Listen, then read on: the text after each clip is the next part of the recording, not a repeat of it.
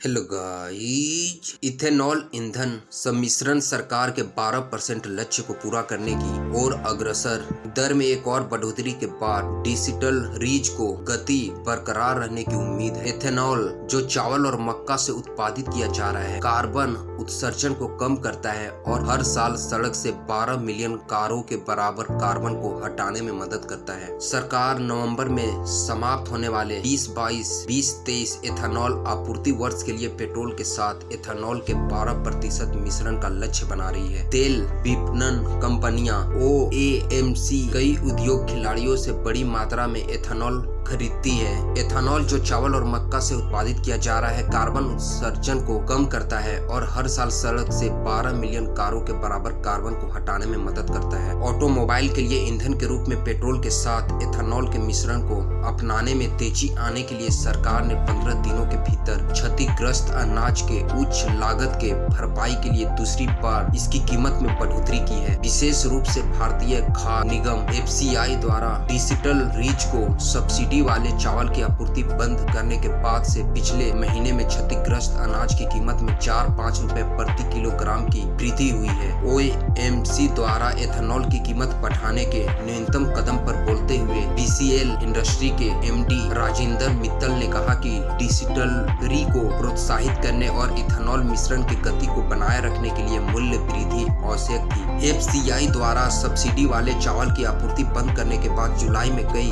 Digital reach ने परिचालन बंद कर दिया था। इसने सरकार को मध्य मौसम मूल्य संशोधन के लिए प्रेरित किया, क्योंकि उसने लगा कि इथेनॉल उत्पादन पर कोई भी प्रभाव इथेनॉल मिश्रण के उसके लक्ष्य को पटरी से उतार सकता है। मित्तल ने कहा कि BCL का यह कदम इथेनॉल निर्माताओं के लिए उत्साहजनक है। दरों में बढ़ोतरी के न्यूनतम दौर से उद्योग खिलाड़ियों को फायदा होगा। BCL भारत में एक्स्ट्रा न्यूट्रल अल्कोहल NA और इथेनॉल के सबसे बड़े अनाज आधारित निर्माताओं में से एक है। इथेनॉल के लिए मक्के के उपयोग पर उन्होंने कहा कि मक्के का उपयोग आज विश्व स्तर पर इथेनॉल उत्पादन के लिए एक इनपुट के रूप में किया जाता है, लेकिन भारत में ऐसा नहीं हो पा रही है। उन्होंने कहा सरकार अब मक्के को प्रोत्साहित कर रही है। मक्के से प्राप्त इथेनॉल की कीमत में बढ़ोतरी से आगे चलकर लाभप्रदता में योगदान मिलेगा। इस बीच चीनी उद्योग निकाय ISMA ने फ्लेक्स ईंधन का उपयोग करने वाले